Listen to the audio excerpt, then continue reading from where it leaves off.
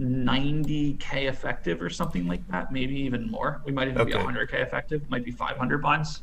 I would open now. So Garrett's in the cutoff, ace queen of spades. He raises, Jackie smooths, 10-7 of hearts in the small blind.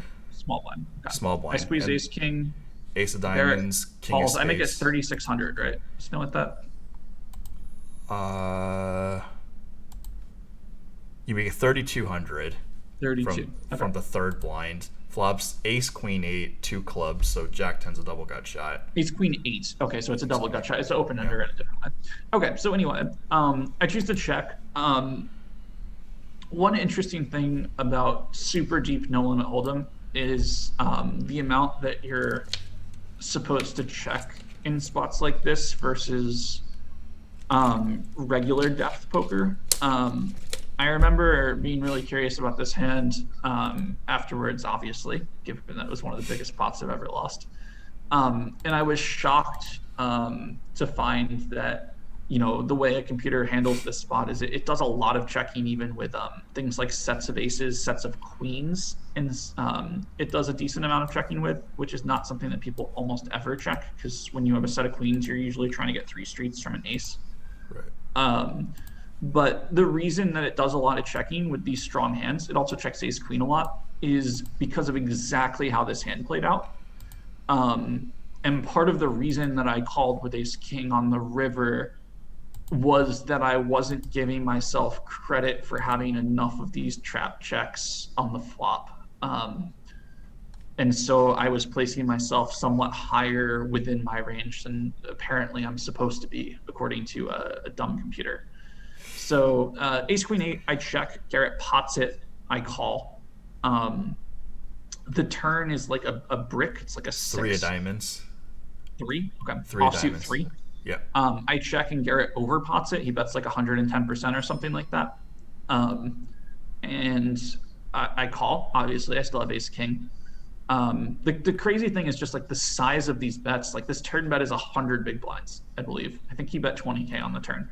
He bet 20 on turn. Yeah. So like this pot is like massive in terms of big blinds, but really all it is it's just a 3-bet squeeze pot with a pot size bet on the flop and a pot size bet on the turn. It's just the squeeze is so big and the sizes are so big relative to what people are used to seeing. And again, dumb computer, check calls ace king on the flop, check calls ace king on the turn. Queen on the river, offsuit queen on the river. So it reduces the combos that he has of queens and ace queen and all these strong hands. And obviously he has a ton of brick to draws. So front door clubs misses, a bunch of gut shots miss, and the double gutters miss. So there's Jack 10. All combinations of Jack 10 are double gutters, plus Jack 10 of clubs is obviously like a straight flush draw. Yeah. So there's a lot of combo draws that missed. There's a lot of just straight gut shots that missed, and a lot of double gutters that missed.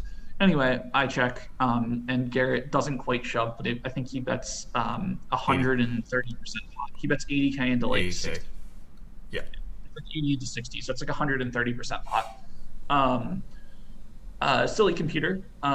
What do you think computer do with ace king here? That's a fun question. Computer says call, I guess. Computer says call about a third of the time. So it's a hand of indifference where it basically is saying, Oh, right. Yeah.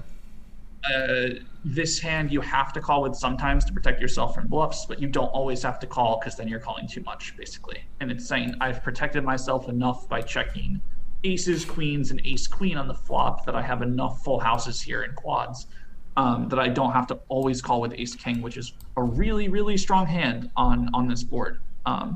I can't stress enough how strong ace king is on ace queen 8 two-tone 3 queen run out where the guy bets 3 streets. Like he should have almost no just dry queen x. Like he shouldn't be betting pot and flop and turn with king queen jack queen 10 ever. So like the queen is actively a bad card for him on the river, given that like the only way it improves him is to quad queens, so it reduces queens or ace queen, which it reduces the likelihood of. Anyway, so it basically says I check queens and aces and ace queen enough on the flop, and that like ace king is sort of like a whatever hand. In game, I decided I was going to call because I didn't have a club in my hand. Although, again, silly computer actually doesn't really care if it has a club or not. It's sort of indifferent towards its suits of the king. Um, but yeah, crazy, really crazy pot just because how fucking big the game is. This is a 80K river bet. We're playing particularly large, and I don't usually play that deep either. Like I bought into this game for 20K. I was on a, I was winning 80 like 85K to start this hand for the day. I remember I bluffed Andy a couple times. I think I stacked John Sin with a set of a set of queens against his aces, I believe, something like that. Or a set of kings against his aces. I cracked his aces somehow with some large set. And then so I'm just never, very rarely this deep. And Yeah, just a wild pot. And then it added to the fact that Garrett in the middle of the tank on the river gets up to blow his nose. Um, and so, a lot of the comments I remember on the YouTube video and on Twitter from guys like Alan Kessler. Alan Kessler was needling me on Twitter because what a fucking idiot I am for not folding when Garrett would get up to blow his nose.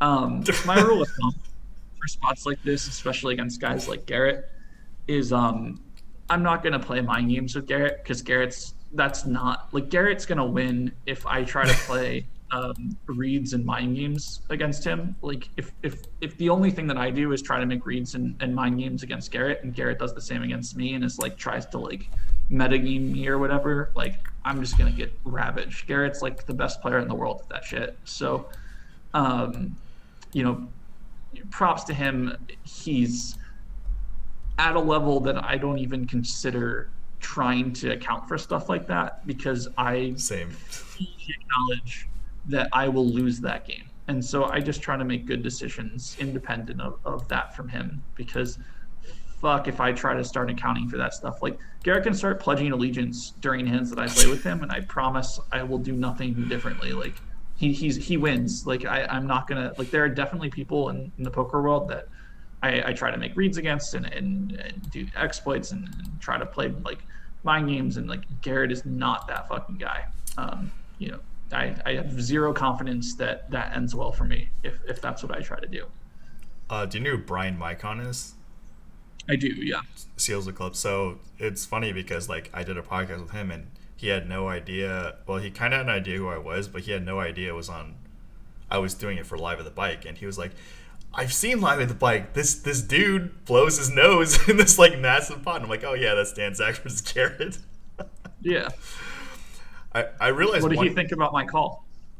He didn't comment. He just like he. I was just like, at that time, flattered that he came out of retirement for a podcast, and he didn't even know. Yeah, it was a surprising name to see. I thought that was really cool that he did that with you. Yeah, no, I mean, I feel very blessed and lucky. I'm able to pull some interesting people out of retirement to talk. But Yeah, thank you.